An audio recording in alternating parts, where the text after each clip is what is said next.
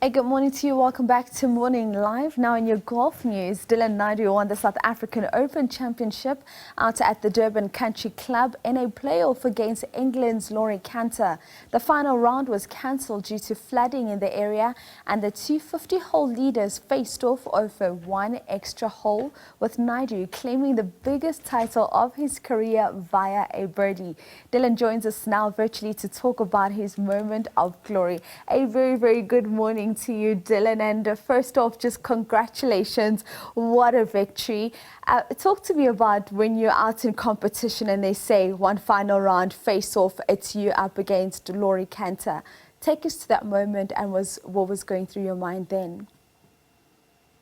Yeah, it was a really crazy day on Sunday. I mean, the golf course got so much rain. There was just no way we were going to be able to play the entire course.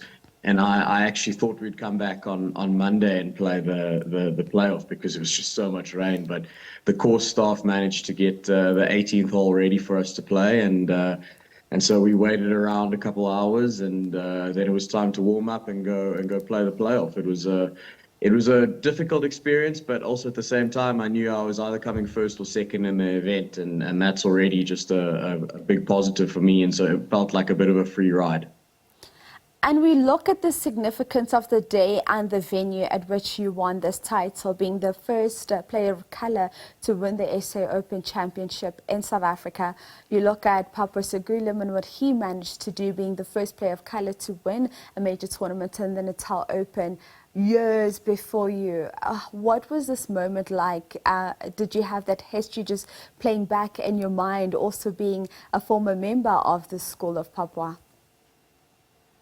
Yeah, it's the story of Papua it's so heralded in our community. It's something that I've grown up hearing about, and it's something that's fueled me my whole life. And when the tournament was said to be at Durban Country Club, it was kind of something that all of us players of color circled on our diary. It's a special venue for what happened to Papua there. And the golfing gods aligned for me this week. It was really a special week, and I'm truly thankful to be the winner at this event.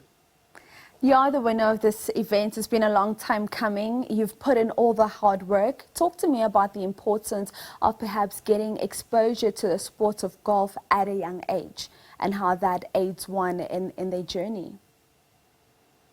Yeah, for sure. When I was young, I kind of played whatever sports my dad did. So he played cricket, tennis, and at the time he was getting into golf when I was young, and so we kind of learned golf together.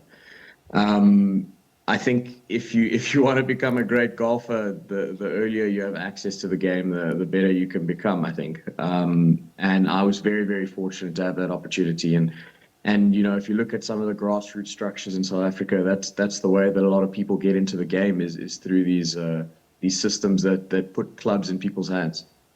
And I mean, this victory for you, Dylan, comes with so many things. Let's talk about the DP World Tour privileges that it comes with, including an invitation to the Open Championship in Ireland. How are you feeling about this? What does life look like for Dylan now? What needs to change? I mean, I'm sure you're saying to yourself, the sponsors need to up their ante a little bit more now because I'm officially a champion. Yeah, I mean it's going to be such a wild ride. I'm forever grateful for my sponsors for getting me this far. I wouldn't be the player that I am without the funding that they've given me. I'm really grateful to them. It's going to be an incredible journey playing on the European Tour this year and next year too, and specifically the Open Championship. It'll be my first major championship, and yeah, it's just going to be a whirlwind experience. I'm so excited to get it going. And I mean, you and I spoke, Dylan, about Papua Segulim and how he's inspired so many. And right now, in this moment, you are inspiring the next generation of South African golfers.